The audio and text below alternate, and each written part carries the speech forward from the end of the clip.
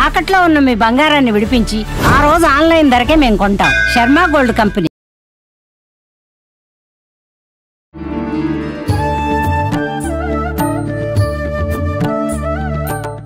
నమస్కారం, welcome to iDream. ధర్మ మార్గం కార్యక్రమానికి స్వాగతం. నేను మీ విజిత.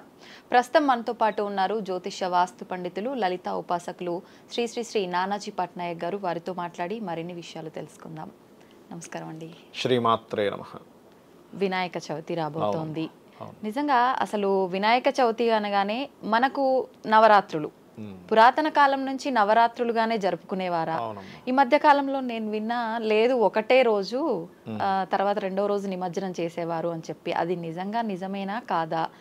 నవరాత్రుల్లో కూడా స్వామివారిని పెట్టి మనం ఆధ్యాత్మిక పరంగా చేయకుండా చాలా మంది రకరకాల సినిమా పాటలు పెట్టి హడావిడి హంగామా ఉత్సవాలు ఇవన్నీ చేస్తున్నారు. దేవుడు ముందు ఇవన్నీ చేయడం కరెక్టేనా? కొంతమంది ఇంట్లో కూడా పెట్టుకునే వాళ్ళు ఉంటారు. అది ఆచారం వంతన ఉంటేనే పెట్టుకోవాలని పెద్దవాళ్ళు చెప్తుంటారు. నిజంగా గణపయ్యని ప్రతి పూజలో మనం పూజించేది మొదటగా గణపయ్యని. అటువంటి ఆయన్ని పూజించడానికి కూడా వంతన చూసుకోవాలా? అసలు ఆ రోజు ఏ రకంగా మనం చవితి పండుగని సెలబ్రేట్ చేసుకోవాలి? అవన్నీ కూడా తెలియజేయండి. తప్పకుండా అమ్మా. ఫస్ట్ ఆఫ్ ఆల్ ఏంటంటే ఒకటే గుర్తుపెట్టుకోండి, నవరాత్రులు ఖచ్చితంగా ఉన్నాయి. ఏదో ఒక రోజు అలా కాదు, నవరాత్రులు ఖచ్చితంగా ఉన్నాయి. ఈ నవరాత్రులు గనక ఇంట్లో ఎవరైనా గణపతిని పెట్టుకొని గనక చేసినట్లయితే అసలు మనం ఈ అమ్మవారిది కానివ్వండి గణపతిది కానివ్వండి ఎందుకు చేస్తాం ఇంట్లో పెట్టుకొని అంటే, మనకి ప్రత్యేకమైనటువంటి కొన్ని తిథులు ఉంటాయి.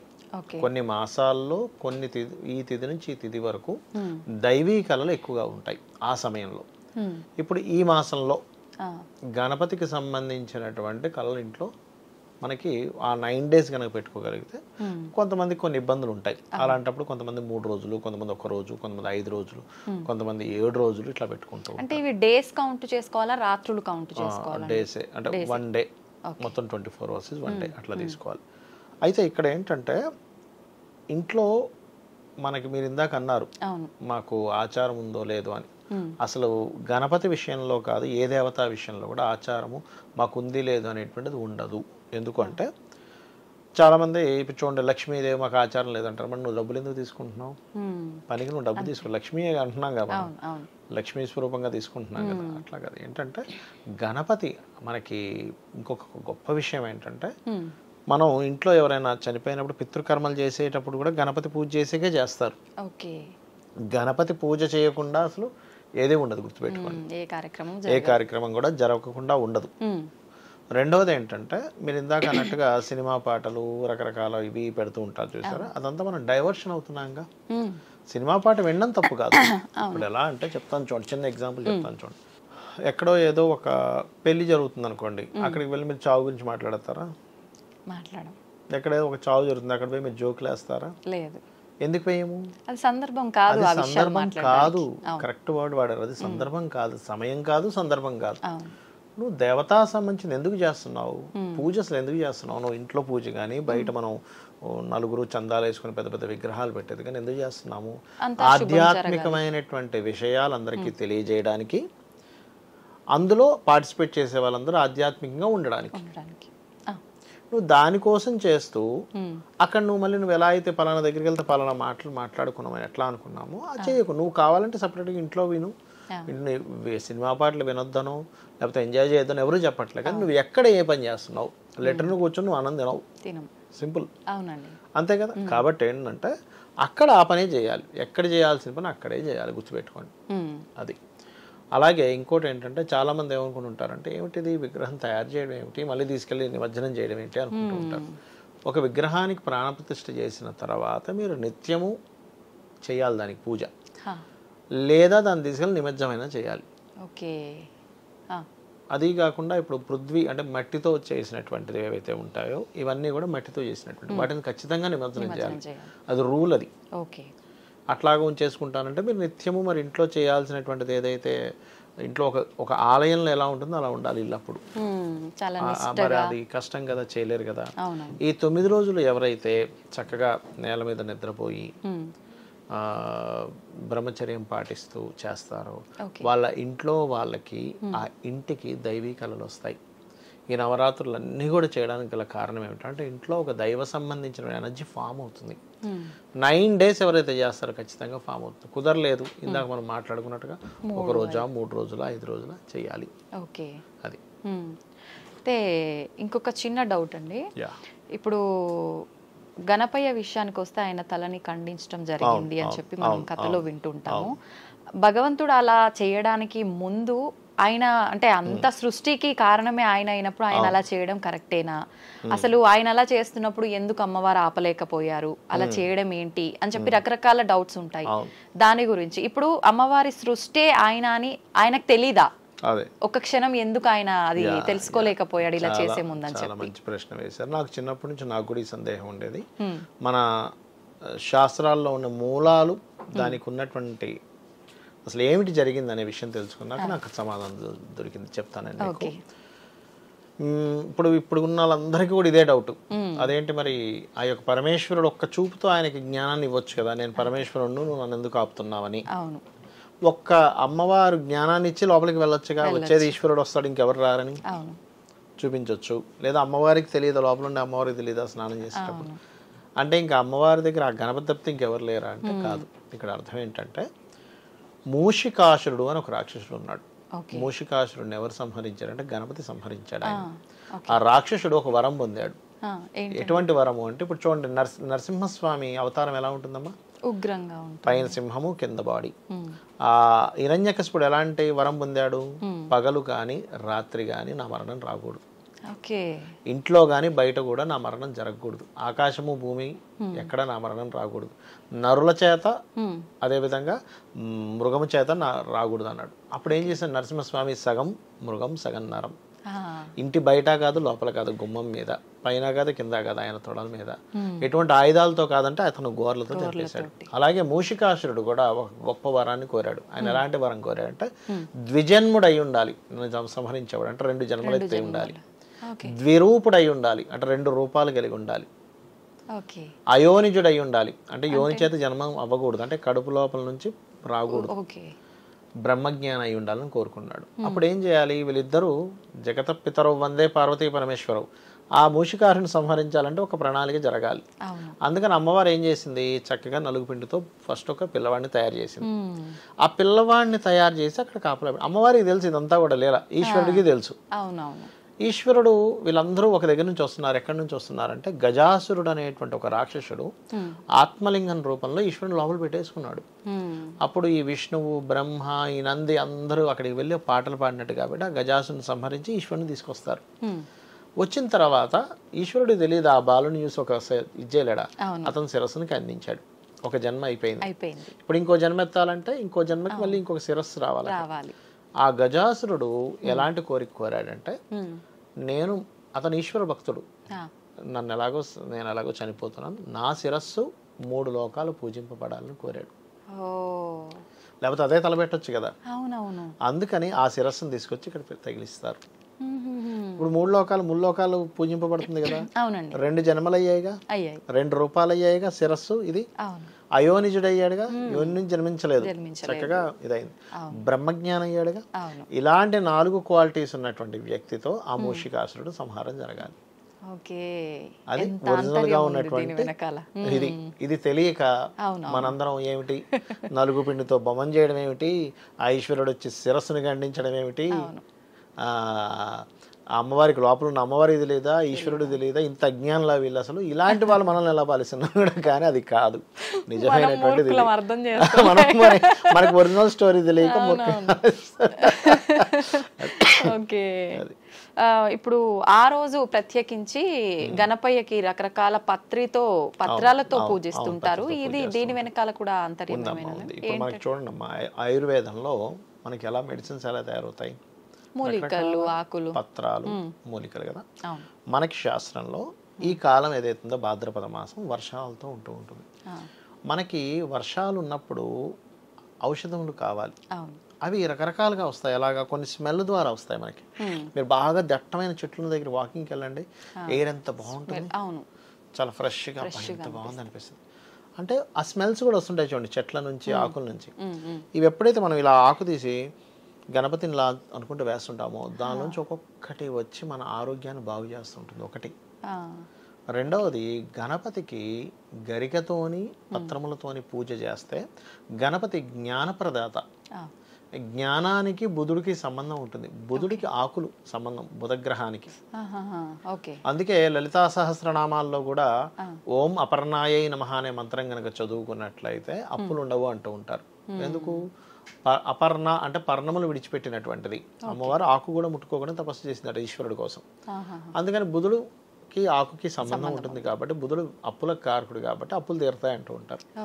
ఆ రకంగా ఈ యొక్క పత్రాలతో పూజించడము, దాని తర్వాత అదే పత్రాలు తీసుకెళ్ళి మనకి ఈ చెరువుల్లో నిమజ్జనం చేసినప్పుడు వేసేవారు. అక్కడ ఉండే బ్యాక్టీరియా పోవడము, అందులో ఆ చెరువుల్లో ఈ ఔషధీ గుణములైనటువంటి వాటర్ తయారవుతాయి. దాని తర్వాత వాళ్ళందరూ దాంట్లో తాగుతారు. కాబట్టి ఇంత ఇంటర్లింక్ ఉండి ఒకవైపు ఈ యొక్క ప్రజలకి ఆయురారోగ్యాలు ఉండాలి, ఒకవైపు దేవతా సంబంధించిన కైంకర్యము జరగాలనేటువంటి భావనతో మహర్షులు ఎంతో ఆలోచించి పెట్టినటువంటి విషయం. ఓకే, ప్రతి ఒక్క దాని వెనకాల మనకు ఆధ్యాత్మిక పరంగా ఒక ఆంతర్యము సైన్స్ కి రిలేటెడ్ 100% ఉంది. అట్లా ఏం లేదు. ఇప్పుడు మనం చూడండి, చాలా మంది అనుకుంటారు ఎన్నో మొన్నో భూమి గుండ్రంగా ఉందని కనిపెట్టారు అనుకుంటారు. మనకి వరాహ అవతారంలో భూమి ఆయన తల మీద ఇలా పెద్ద రౌండ్ ఉంటుంది. మరి భూగోళం కక్షలో పెట్టాడని ఉంటుంది. అందులో తీసుకెళ్ళి మళ్ళీ ఆ కక్షలో నిలబెట్టాడని. మరి అప్పుడు వేల సంవత్సరాల క్రితంగా ఉన్నటువంటి వాటి మీద భూమి గుండ్రంగా ఉన్నట్టు ఎందుకు ఉంది? ఇంకా కొన్ని వాటిల్లో అయితే భూమి గుండ్రం కంటే కొంచెం కోడిగుడ్డ ఆకారంలో ఉన్నది కూడా గీశారు. మన భూమి యాక్చువల్గా అలాగే ఉంటుంది, మొత్తం గుండ్రం కాకుండా కొంచెం అలా ఉంటుంది. దానివల్లే కదా మనకి ఎండాకాలం వర్షాకాలం ఏమైనా ఏర్పడుతుంటే సూర్యుడి దగ్గరికి దూరంకి అవడానికి గల కారణం కానీ, లేకపోతే మనకి కొన్ని ప్రదేశాలు చల్లగా అవడానికి వేడి ఉండడానికి కూడా కొన్ని ధృవాలు లేండి. అవి డిఫరెంట్ కేసు. ఓకే, అయితే ఇప్పుడు మనం గణపయ్య పూజ అంతా అయిపోయిన తర్వాత అనంతరం ఖచ్చితంగా గుంజిళ్ళు తీస్తూ ఉంటాం. అంటే మేము తెలిసి తెలియక చేసిన తప్పులు ఏమైనా ఉంటే మన్నించమని అడుగుతున్నామా, లేదంటే ఇంకేదైనా ఉందా అంటారా రీజన్? గుంజీలు తీయడానికి గల ముఖ్యమైన కారణం ఏమిటంటే, ఒకటి గణపతికి గుంజీలు తీస్తే ఇలా అనుకుంటే ఆయనకి నవ్వు వస్తుందట. ఆ నవ్వుతో చూసినటువంటి గణపతి అనుగ్రహం మన మీద పడినందుకు మన దోషములు పోతాయి. ఒకటి. రెండో పాయింట్ ఏమిటంటే, మనకి జ్యోతిష్ శాస్త్రంలో దారిద్ర స్థానము అని ఉంటుంది. దాన్ని 3వ స్థానంగా చెప్తారు. చెయ్యి యొక్క కొసలు చెవుల్ని 3rd హౌస్ గా చెప్తారు. ఇలా ఎప్పుడైతే ఇలా పెట్టి గుంజలు తీస్తుంటామో దారిద్ర్యం నశిస్తుంది అని చెప్తుంది. అదేవిధంగా చిన్నపిల్లలకు ప్రత్యేకంగా మనకి పూర్వకాలంలో, ఇప్పుడంటే స్కూల్స్లో అటువంటి ఎవరైనా పిల్లలు అల్లరి చేసినా లేకపోతే హోంవర్క్ రాసుకోపోయినా అలాంటి శిక్షలు ఇవ్వట్లే. దానివల్ల ఏమవుతుందంటే నర్వస్ సిస్టమ్ బాగా పనిచేస్తుంది, బుద్ధి బాగా వికసిస్తుంది ఎవరైనా సరే గుంజీలుగానే చేస్తే చెవులు ఇలా పట్టుకొని. అందుకని 2 రకాలుగా, అంటే మనకి బుద్ధి వికసన జరుగుతుంది, రెండవది మన దారిద్రము తొలగుతుంది కాబట్టి అది చేయమని చెప్తారు. ఓకే, ఇప్పుడు చవితి రోజు చంద్రుని చూస్తే నీలాప నిందల పాలు అవుతారు అని చెప్పి అంటుంటారు కదండి. ఓన్లీ అది ఆ రోజైనా వినాయక చవితి రోజే వర్తిస్తుందా, ప్రతిసారి వచ్చే చవితికి వర్తిస్తుందా? అంటే పార్వతీదేవి ఇచ్చినటువంటి శాపంలో ప్రతిరోజు అని ఇచ్చేసింది ఆవిడ స్టార్టింగ్ లో. అంటే వినాయకుడిని చూసి చంద్రుడు నవ్వుతాడా అని. అప్పుడు ప్రజలందరికీ కూడా అసలు భయాందోళన మొదలయ్యి, ఏమిటి చంద్రుని చూడకుండా ఎలా ఉంటాం, పరిస్థితి ఏమిటని. అప్పుడు అతని యొక్క ఏదైతే శాపం ఉందో దాన్ని ఉపసంహరిస్తూ చవితి రోజు మాత్రమే చెప్పడం జరిగింది. మనకి శ్రీకృష్ణ పరమాత్మకి సంబంధించిన దాంట్లో ఒకసారి ఆ యొక్క శ్రీకృష్ణ పరమాత్మ చవితి చంద్రుడిని చూశాడని, ఆయన మీద మనకి శమంతకమని దానికి సంబంధించినటువంటి ఆయనే అపహరించాడనేటువంటి దోషం వచ్చిందని ఆయన వెళ్ళి యుద్ధం జరగడం అదంతా మనకు తెలుసు. అంటే ఏమిటంటే ఇవన్నీ ఎందుకు అంటే, ఇప్పుడు కొన్ని కాలంలో కొన్ని ధర్మాలు ఉన్నప్పుడు ఆ ధర్మాలకు ఎవరు అతీతులు కాదు భూమి మీద పుట్టినప్పుడు. దీని గురించి ఇంకో వీడియో కూడా చెప్తాను నేను. కాలంలో ధర్మానికి పార్వతీదేవికి కూడా ఉంటుంది ఒక రకమైన ధర్మం, నువ్వు మీరినందుకు నువ్వు భూమి మీదకి రమ్మని పరమేశ్వరుడు చెప్తాను. దాని మీద ఇంకో వీడియో చెప్తాను నేను. అంటే ధర్మంకి సంబంధించిన విషయం వచ్చింది కాబట్టి చెప్తున్నాను. ఇక్కడ ఏంటంటే ఆ కాలంలో ఆ ధర్మం అక్కడ అలా వచ్చింది. సాక్షాత్ విష్ణువు కూడా మనకి ఇక్కడ శ్రీకృష్ణ పరమాత్మగా వచ్చినప్పుడు ఆయన ప్రూవ్ చేయాల్సిన పరిస్థితి. అంటే మనకి చెప్పడం ఏంటంటే సందేశం అక్కడ, మనమైనా సరే మానవ మాత్రులుగా నీకు కూడా ఏదో ఛాలెంజింగ్ వస్తుంది, నీ మీద ఒక నింద పడవచ్చు, నువ్వు ప్రూవ్ చేసుకోగలగాలి. ఆయన ఏం చేశాడు, బాధపడుతూ కూర్చోలే కృష్ణుడు, అయ్యో నా మీద నీలాప నిందలు వచ్చాయి, నేను పట్టుకుపోలేదు కదా, నేను ఆ సెమంతకు మంది దోచుకున్నా అన్నారని ఏడ్చుకుంటూ కూర్చోలే. అది ట్రేస్ చేశాడు ఆయన. అడవికి వెళ్ళాడు, ఏం జరిగింది ఏంటని చూశాడు, జాంబవంతుడు ఎత్తుకెళ్ళాడన్న విషయం మొత్తం మీద అర్థమైంది. అక్కడికి వెళ్ళాడు, ఆయనతో 18 రోజులు ఎంతో యుద్ధం చేశాడు, మొత్తం మీద ఆయన ఆనందించాడు. అంటే పూర్వజన్మలో ఆయన యొక్క వరం నీతో యుద్ధం చేయాలని అనుకున్నాడు రాముడితో. కృష్ణావతారంలో జరిగింది. అన్ని ఇంటర్లింక్ ఉంటాయి. అంటే మనకి చెప్పడం అన్నమాట, భూమి మీదకి ఆ యొక్క మహావిష్ణువు వచ్చి రామావతారంలోని కృష్ణావతారంలో చెప్పాడు ఆయన, అయ్యా నేను ఇట్లా బ్రతికి చూపిస్తున్నా, నాకు అన్నీ జరుగుతాయి, భూమి మీదకి వచ్చాక మీకు కూడా అన్నీ జరుగుతాయి. శిశుపాలుడు శ్రీకృష్ణ పరమాత్మ అంత వ్యక్తిని పట్టుకొని 100 మాటలు అంటాడు. అంటే ఏమిటి, నిందలు అందరికీ పడతాయి, తప్పవు ఎవరికైనా. రకరకాల వ్యక్తులు ఉంటారు, మనం అర్థం చేసుకోవడానికి ఇవన్నీ కూడా భగవత్ లీలలు. ఓకే. అయితే చాలా మంది మనం వినాయక చవితి ముందు రోజే కొంతమంది ముందు రోజే పూజకు సంబంధించిన సామాగ్రి విగ్రహంతో పాటు తెచ్చి పెట్టుకుంటారు. అలా పెట్టుకున్నప్పుడు ఆ రోజు నుంచి మనం కౌంట్ చేసుకోవాలా, లేదు అంటే మనం ఎప్పుడైతే పూజ ప్రారంభించి పూజ చేసామో చవితి ఆ రోజు నుంచి లెక్కలోకి తీసుకోవాలంటారు? ఇది మంచి ప్రశ్న వేశారు, దీనికి నేను మీకు ఒక ఇది ఇస్తాను. ముందు రోజే మనం ఇల్లుని శుభ్రపరచుకోవాలి. ఇల్లు శుభ్రపరచుకునేటప్పుడు కూడా ఎలా అంటే స్నానం చేసి శుభ్రపరచుకోవాలి. చాలామంది ఏం చేస్తారంటే ముందు శుభ్రపరిచి చేసుకొని స్నానం చేసుకుంటా అంటారు, తప్పది. స్నానం చేయకుండా చీపురు ముట్టుకోకూడదు. చీపురు కూడా మంగళ స్వరూపమే, చేట కూడా మంగళ స్వరూపమే. ఒక దేవతను ఎలా అయితే మనం పూజ గదిలోకి ఎలా వెళ్ళమో స్నానం చేయకుండా చీపురు ముట్టుకోకూడదని శాస్త్రం, తెలియదు చాలా మంది. అవునండి. శుభ్రపరచుకున్న తర్వాత ముందు రోజే మనం తెచ్చుకోవాలి వినాయకుడిని. తెచ్చుకున్నాక ఆ రోజు నుంచి లెక్కలోకి రాదు. ఎందుకంటే మీరు అక్కడ దాన్ని ఏమి ప్రాణప్రతిష్ఠ ఏం చేయట్లేదు కదా, కాబట్టి వినాయక చవితి రోజు నుంచే లెక్కలోకి వస్తుంది. ఓకే. ఈ పూజ దీపారాధన అంతా కొంతమంది ఆ రోజు సాయంత్రం చేస్తుంటారు, కొంతమంది ఉదయాన్నే చేస్తుంటారు. ఎలా చేయాలంటారు అసలు? శాస్త్రాల్లో చెప్పింది అయితే గణపతి యొక్క ఆరాధన, నిత్యం చేసే గణపతి యొక్క ఆరాధన ఉదయం చేస్తూ మధ్యాహ్నం విశేషంగా చెప్పబడింది గణపతి ఆరాధన విషయంలో. కొంతమంది ఏంటంటే ప్రాతకాలంలో చేస్తారు. ఇక్కడ ఏంటంటే ఏ కాలంలో చేస్తున్నాం అనే దానికంటే కూడా మనం ఎంత శ్రద్ధగా చేస్తున్నాం, అసలు పూజ అనే దానికి అర్థం ఏమిటనే విషయం మనం తెలుసుకోవాలి.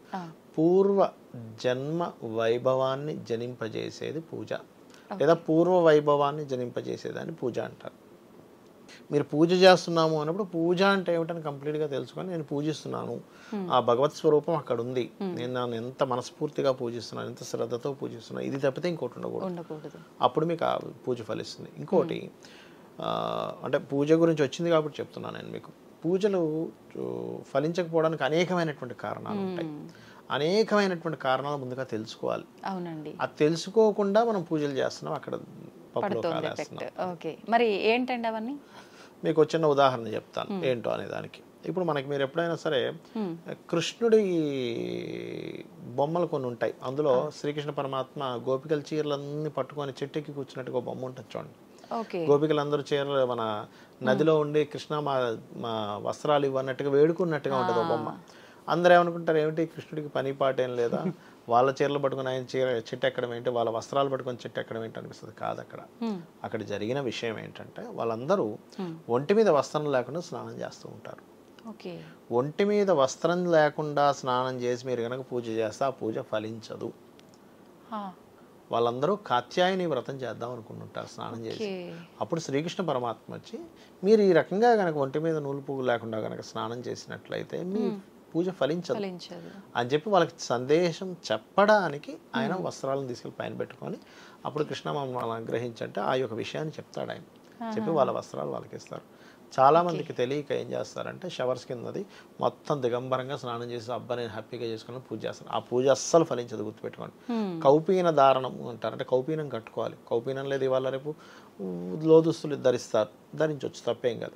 కానీ ఏ దుస్తులు లేకుండా గనక మీరు స్నానం చేసి పూజ చేశారో పుణ్యం రాకపోగా పాపం వస్తుంది. ఇదొకటి. ఇవాళ రేపు మనకి అయ్యప్ప స్వామి దీక్షలు తీసుకుంటున్నారు, కుట్టిన వస్త్రం ధరించకూడదు దీక్షలో ఉన్నప్పుడు. ఏకవస్త్రం లేదా కింద ఒక పంచ పైన ఒక పై వస్త్రం వేసుకోవాలి. కుట్టిన వస్త్రం ధరించినట్లయితే దీక్షా నియమాల్లో ఒకటి, నార్మల్ కాదని చెప్పేది, కుట్టిన వస్త్రం ధరించినట్లయితే దిగంబరంగా పూజ చేసిన ఫలితం వస్తుంది, గుర్తుపెట్టుకోండి. దిగంబరంగా చేసిన ఫలితం అని చెప్పబడింది. అలాగే మరొక విషయం ఏంటంటే పూజ ఎందుకు ఫలించట్లేదు అంటే మీరు సూర్యోదయం తర్వాత మీరు స్నానం చేసి పూజ చేస్తే ఎక్కడ ఫలిస్తుంది? సూర్యోదయం తర్వాత చేసేటువంటి స్నానం కిందకి రాదు, తెలీదు. అట్లా రకరకాలు ఉన్నాయి. ఇంత క్షేత్రాలకు వెళ్తారు, అక్కడ ఏదో సముద్రం ఉన్నదో కనిపిస్తే డింగిన బేదలు మునిగేసి వస్తారు. అట్లా మునగకూడదు. దానికి ఒక మంత్రం ఉంటుంది, పిప్పలాద సముత్పన్నే కృత్యేలో ఒక భయంకరమైన మంత్రం ఉంది, అది చేసుకుని వెళ్ళాలి.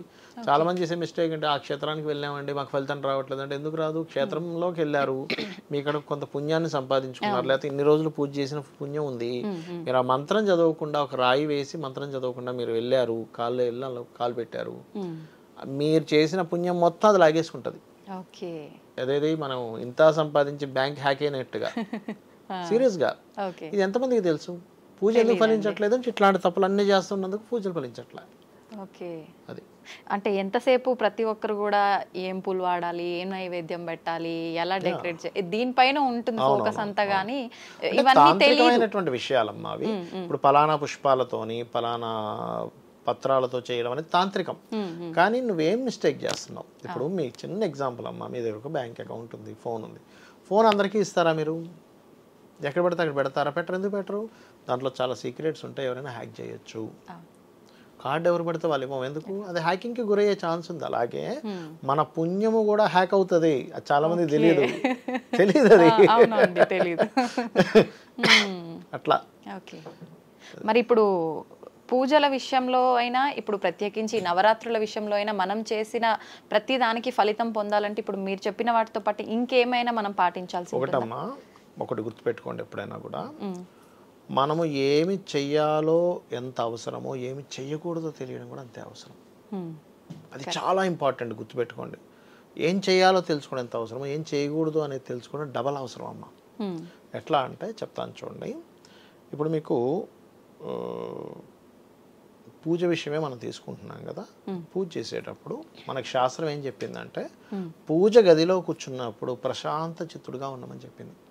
మీరు పూజ గదిలో కూర్చొని భార్య ఏంటి అక్కడ ఏదో చేస్తుంది, లేకపోతే పిల్లలు ఏదో చేస్తున్నారు, ఫోన్లో వీడెవడో నన్ను తిడుతున్నాడు, లేకపోతే ఇంకోటి ఏదో సంథింగ్ వీడు వెంటబడుతున్నాడు, ఇంకోటి ఏదో అనుకొని మీరు కనుక కోపగించుకుంటే, శాస్త్రంలో ఉన్న విషయం చెప్తున్నాను గుర్తుపెట్టుకోండి, కోపగించుకుంటే తక్షణమే ఆ పూజను అక్కడికి వదిలేసి ముండనం చేయించుకోమని చెప్పింది శాస్త్రం. గుండు కొట్టించుకుని 3 రోజులు బాధపడాలట.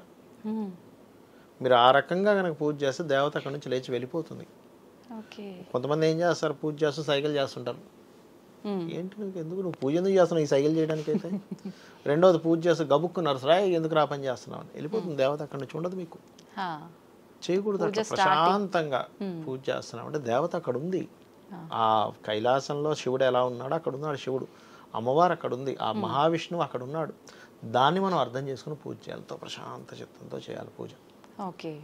ఒకటి.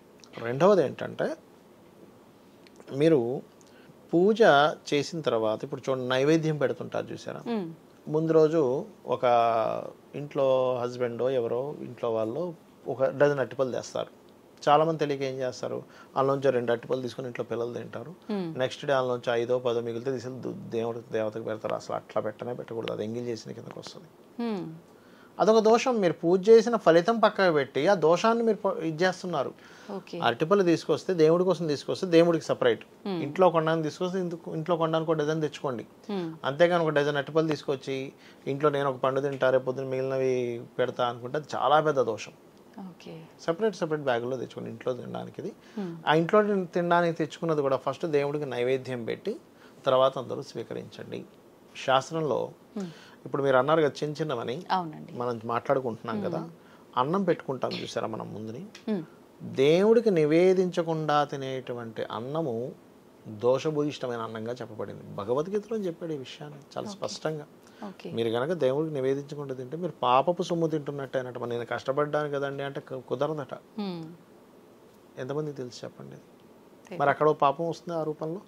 మరి మీరు చేసిన పూజ ఏమైపోతుంది, ఈ పాపాల రూపంలో ఖర్చు అయిపోతుంది.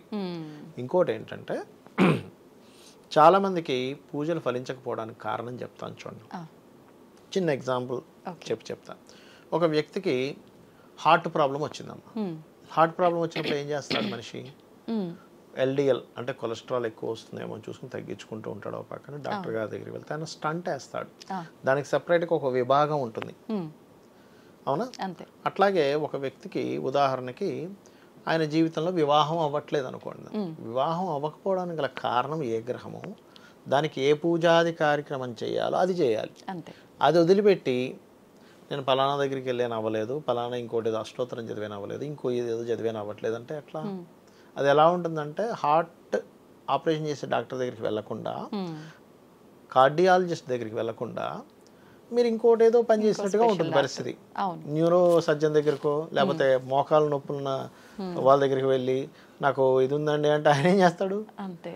అది పర్టికులర్గా మీకు ప్రాబ్లం ఏంటి, మీరు ఏం చేయాలనే విషయం తెలుసుకోవట్లే. నేను కొబ్బరికాయ కొట్టాను సార్, నాకు ఈ పని జరగలేదు అంటాడు. నువ్వు కొబ్బరికాయ కొడితే కొబ్బరికాయ కొట్టినందుకు ఏ ఫలితం రావాలి అది వస్తుంది. 10th ఎగ్జామ్ రాసిన కలెక్టర్ అవ్వలేదంటే ఎట్లా? కలెక్టర్ రాయాల్సిన ఎగ్జామ్ రాస్తే అప్పుడు అవుతావు నువ్వు కలెక్టర్. నేను ఎగ్జామ్ రాసిన కలెక్టర్ అవ్వలేదు, ఎగ్జామ్ రాసిన కలెక్టర్ అవ్వలేదు. ఎట్లా ఉంటుంది అంటే కొంతమంది కొన్ని అపోహలు. మొన్న ఒక రోజు ఒక క్లయింట్ చెప్తాను చూడండి, ఆవిడకి ఏదో సంథింగ్ బిజినెస్ ఇంప్రూవ్మెంట్స్కో దేనికో నేను లలిత సహస్రనామంలో ఇది చేసుకోండి అన్న. వారం రోజుల తర్వాత 10 రోజుల తర్వాత గురువు గారు నేను ఆ నామం చేసుకున్నా నాకు బంగారం పోయింది అన్నది. నేను అన్నాను, అమ్మ నామం చేసుకున్నందుకు బంగారం పోవడం కాదు, అట్లా అయితే ఇప్పటి వరకు కొన్ని లక్షల మంది లలితా సహస్ర నామం చేస్తున్నారు.